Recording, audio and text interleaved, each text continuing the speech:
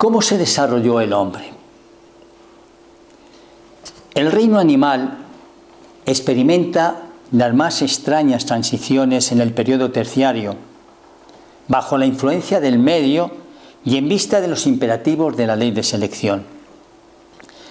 Bajo las orientaciones de las esferas espirituales, se notaban algunas razas de antropoides en el periodo del Plioceno inferior.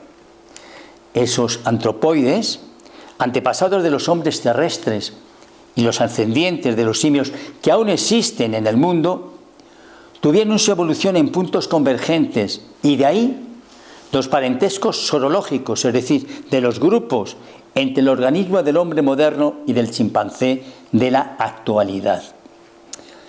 Nos esclarece Emmanuel, el espíritu guía que fue de Francisco Cándido Xavier, en su libro A Camino de la Luz, diciéndonos lo siguiente: que no hubo un descenso del árbol en el inicio de la evolución humana. Las fuerzas espirituales que dirigen los fenómenos terrestres, bajo la orientación de Jesús, establecieron en la época de la gran maleabilidad de los elementos materiales un linaje definitivo para todas las especies, dentro de las cuales el principio espiritual encontraría el proceso de su purificación en marcha hacia la racionalidad. Los antropoides de las cavernas se separaron entonces en grupos por la superficie del globo, en el curso lento de los siglos, sufriendo las influencias del medio y formando los pródomos, es decir, el malestar de las razas futuras en sus tipos diversificados. La realidad, sin embargo, nos dice Emmanuel, es que las entidades espirituales auxiliaron al hombre del Siles, del pedernal, imprimiéndole nuevas expresiones biológicas. Extraordinarias experiencias fueron realizadas por los mensajeros de lo invisible. Las investigaciones de la ciencia sobre el tipo del Neandertal, reconociendo en él una especie de hombre bestializado, y otros descubrimientos interesantes de la paleontología en cuanto al hombre fósil, son una confirmación de los experimentos biológicos a que procedieran los delegados de Jesús, hasta que fijaran en el primate las características aproximadas del hombre del futuro. Y nos sigue contando Emmanuel, y nos dice que los siglos corrieron sus experiencias penosas sobre la frente de esas criaturas de brazos alargados y de pelos densos, hasta que un día las huestes de lo invisible operaran una definitiva transición en su cuerpo periespiritual preexistente de los hombres primitivos en las regiones siderales y en ciertos intervalos de sus reencarnaciones. Surgen entonces los primeros salvajes de comprensión mejorada, teniendo la elegancia de los tiempos del porvenir. Una transformación visceral se verifica en la estructura de los antepasados de las razas humanas. ¿Cómo podría operarse semejante transición?, preguntará nuestro criterio científico. Y Emmanuel nos añade que muy naturalmente. También los niños tienen los defectos de la infancia, corregidos por los padres, que los prepararán en esa fase de la vida, sin que en la mayoría de los casos ellos se acuerden de eso.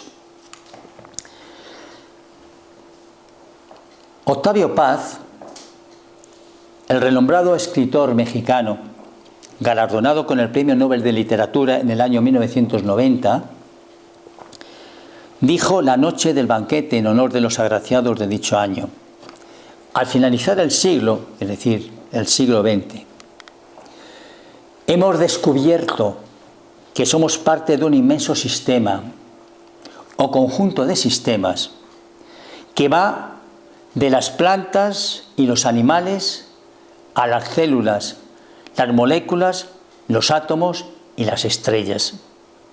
Somos un eslabón de la cadena del ser, como llamaban los antiguos filósofos al universo. Esto fue publicado el 11 de diciembre del año 1990 y a través de la hemeroteca podemos comprobarlo. Estos conceptos demuestran la vigencia del pensamiento kardeciano, inserto como párrafo de que el espiritismo está en el aire. El espiritismo está en el aire, se difunde por la fuerza misma de las circunstancias, nos lo dice Kardec en el libro de los medios, en el capítulo 3, punto número 30, de que las ideas espíritas rondan nuestras cabezas y que ellas se propagan con la dinámica avasallante de la verdad.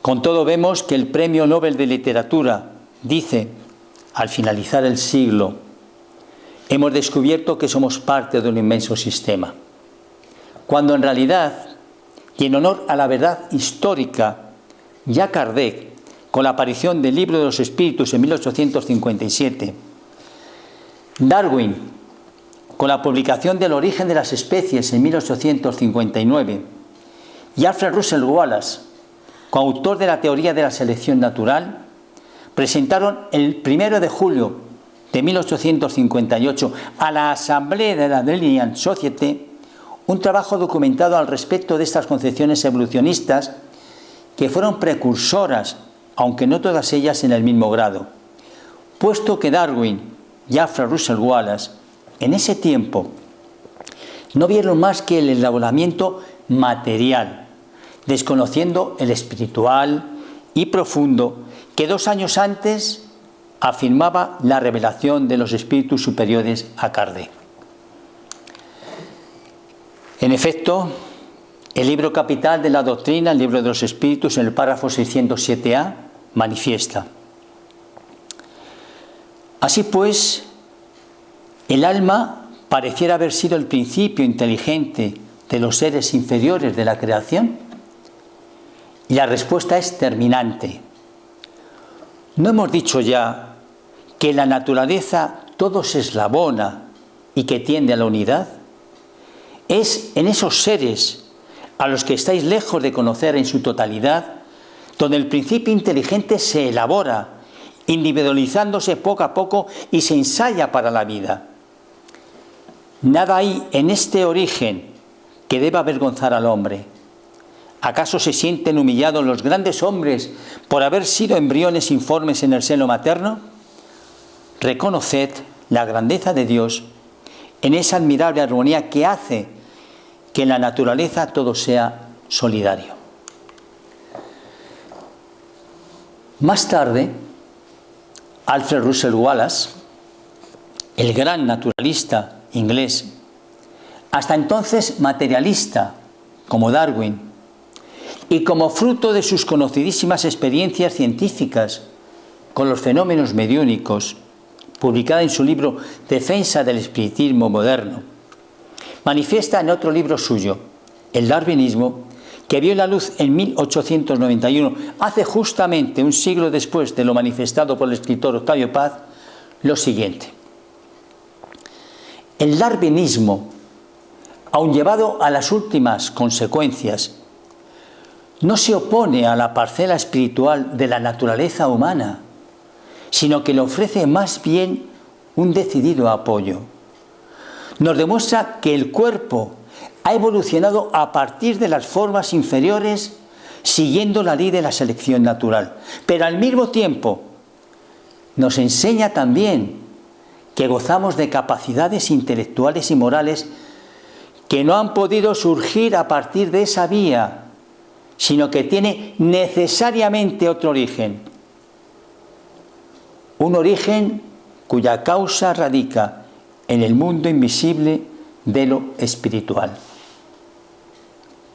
Un origen cuya causa radica en el mundo invisible de lo espiritual. Este darwinismo, sin duda alguna, es un darwinismo espírita, pues entronca perfectamente con el pensamiento del párrafo 607A revelado por los espíritus que hemos leído anteriormente.